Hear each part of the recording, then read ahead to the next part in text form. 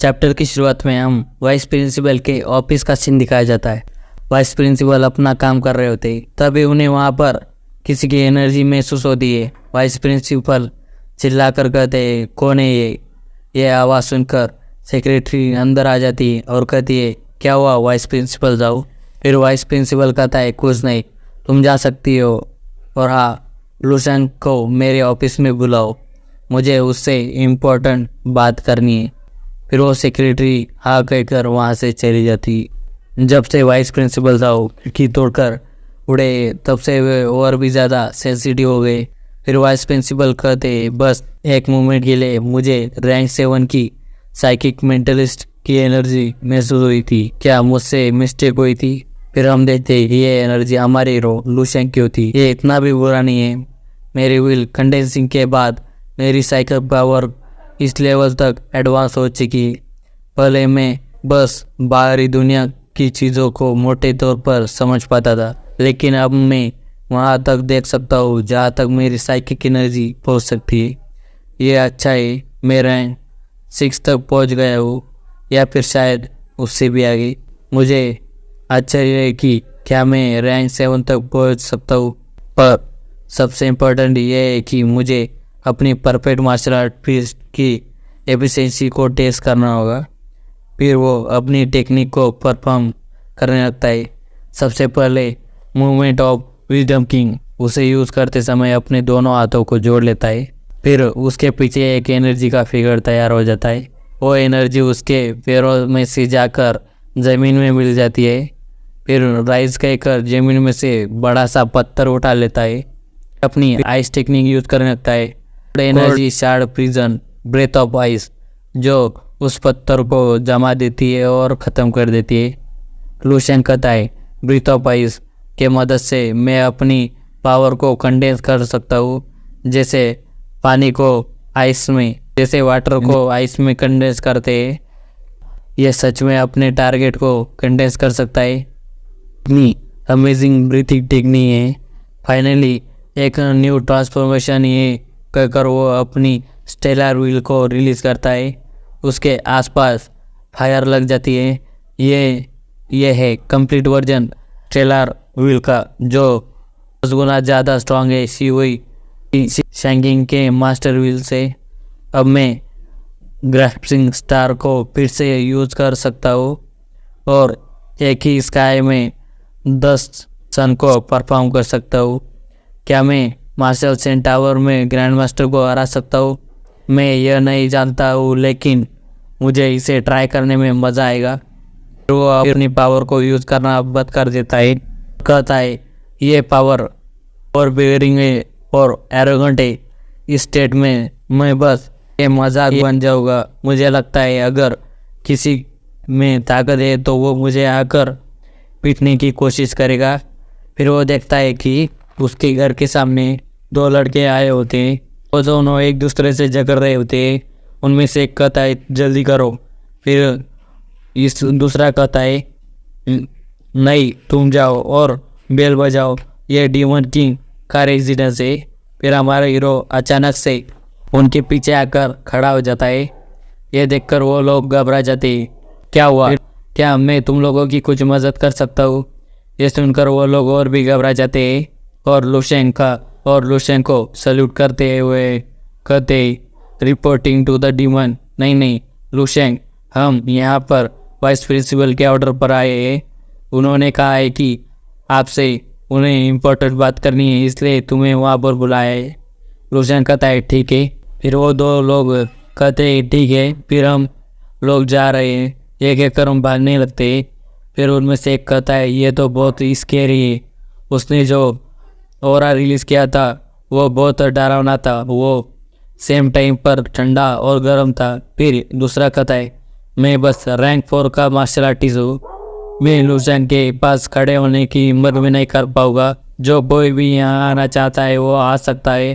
अगर तुम मुझे मार भी दोगे तो मैं यहाँ वापस नहीं आऊँगा। यहाँ तक कि वाइस प्रिंसिपल का सामना करना इतना डरावना नहीं है।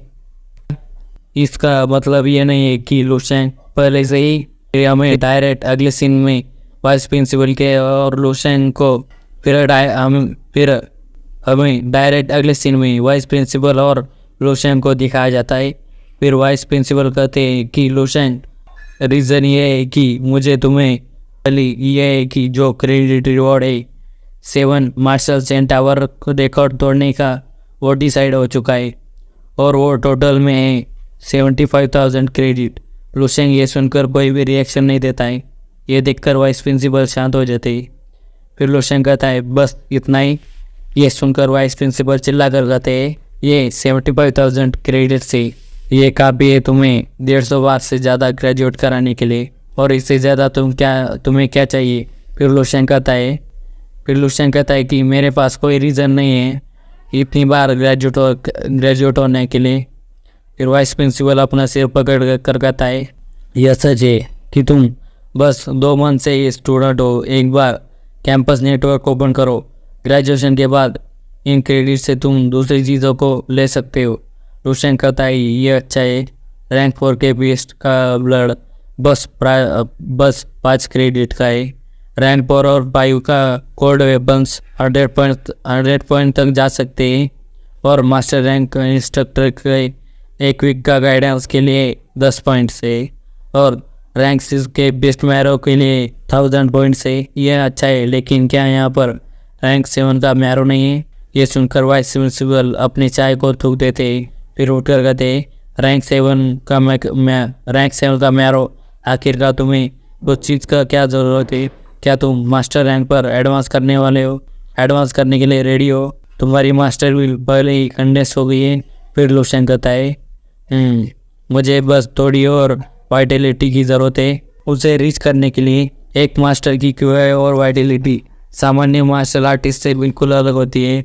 ऐसा इसलिए क्योंकि रैंक 7 के मास्टर पहले ही उन्हें व्हील से टेम्पर कर लेते हैं। इसलिए मुझे इमॉर्टल गोल्डन बॉडी का सेकंड पेज कंप्लीट होने का वेट करना होगा। फिर मैं मेरी व्हील की मदद से मेरी क्यूआई, वाइटलिटी और बॉडी को ट्रांसफॉर्म करूँगा। ऑलमोस्ट देयर सिर्फ रिसोर्सेस की मदद से ही मास्टर नहीं बना जा सकता है। रैंक 6 और रैंक 7 के बीच मुझे नहीं पता कि कितने लोग यहाँ पर फंसे उनकी व्हील के साथ। ये बस 18 साल का है और उसकी मास्टर व्हील पहले ही फॉर्म हो गई है। ये एक्चुअल में ये मास्टर है। फिर वाइस प्रिंसिपल कहते सेंट मार्शल यूनिवर्सिटी को तो भूल ही जाओ, यहाँ तक कि मिलिट्री रीजन में भी रैंक 7 का मैरो बाय करना मुश्किल है। प्रोसीजर बहुत ही कॉम्प्लेक्स है और इससे प्राप्त कर सके तुम्हारी पावर का टेस्ट करना ज़रूरी है। लुशेंग कहता है ऐसा क्यों? फ्लैश और ब्लड, इसमें बहुत सारे नेगेटिव इफेक्ट्स शामिल होते हैं। ये कोई ऐसी चीज़ नहीं है जिसे करंट साइंस और टेक्नोलॉजी की मदद से ख़त्म किया जाए। अगर इसे लिया जाए तो जो वीक होगा तो उसे ख़त्म कर दिया जाएगा। बीस्ट की रिमेनिंग कंसिस्टेंस से सीधा ख़त्म कर दिया जाएगा। इसी वजह से मास्टर ही शायद कभी रैंक 7 का यूज़ करते, क्योंकि ये दिमाग और शरीर दोनों को नुकसान पहुंचाता है। फिर लुशेंग कहता है ये तो रैंक 6 का है, मैं उससे काम चला सकता हूँ, लेकिन 74 बहुत कम है। वाइस प्रिंसिपल मन में कहते ये बहुत ही गुस्सा करने वाला है। जब से मैं मास्टर रैंक पर बनाओ तो मैंने रैंक 6 के मैरो के केवल 10 बॉटल का यूज़ किया है। फिर वाइस प्रिंसिपल कहते और जो दूसरी चीज़ है वो ये है कि मार्शल सेंट टांगजुग्यू तुम्हें अपने डिसाइपल बनाने में इंटरेस्ट दिखा रहे हैं, इसीलिए आप उनके अच्छे डिसाइपल बन पाएंगे या नहीं ये आप पर डिपेंड करता है कि आप ये टेस्ट पास कर सकते हैं या नहीं। फिर लुशेंग वो अपने हाथ में लेकर कहता है ये टेस्ट फर्स्ट टेस्ट होती है। National martial artist student corporation में फर्स्ट आना होता है। और फिर वाइस प्रिंसिपल कहते मैं जानता हूँ कि तुम क्या सोच रहे हो। वास्तव में 7 सेंट मार्शल यूनिवर्सिटी में ऐसा कोई नहीं है जो तुम्हारा सामना कर सके, लेकिन इस कॉन्फ्रेंस को इस तरह प्लान नहीं किया गया। इस कॉन्फ्रेंस में बस यूनिवर्सिटी के स्टूडेंट ही नहीं, यहाँ तक कि कंट्री में जो भी 30 साल से कम एज का है डिसाइपल है वो भी पार्टिसिपेट करने वाला है। फॉर एग्जाम्पल जीडाओ और चाओये। ये फिर लुशेंग कहता है मार्शल सेंट के डिसेंडर्स वाइस प्रिंसिपल कहते हाँ, वे दोनों बचपन से 9 रैंक मार्शल सेंट के डिसाइपल रहे हैं और वे बहुत जीनियस है जिन्हें केयरफुली गाइडेंस दिया जा गया है। वे मार्शल यूनिवर्सिटी के जीनियस से कई गुना डरावने हैं। 30 साल की रेंज इतनी छोटी नहीं है। नंबर 1 बनना हार्ड है, यह भी कहा जा सकता है कि वेरी इम्पॉसिबल है। फिलोशन कहता है तो अब ये पता चला कि मैंने जीडाओ मास्टर को कॉन्फ्रेंस में ही क्यों मार डाला। फिर यहाँ पर ये और एक क्या। फिर वाइस प्रिंसिपल कहते हालांकि टेस्ट सिर्फ एक बार ही दिया जाता है, तुम इन दोनों में से किसी एक को चूज करके कंप्लीट कर सकते हो। फिर लुशेंग उसे खोलकर देखता है, उसे देखकर हैरान हो जाता है। ये SSS रैंक का मिशन होता है, SSS रैंक का मिशन।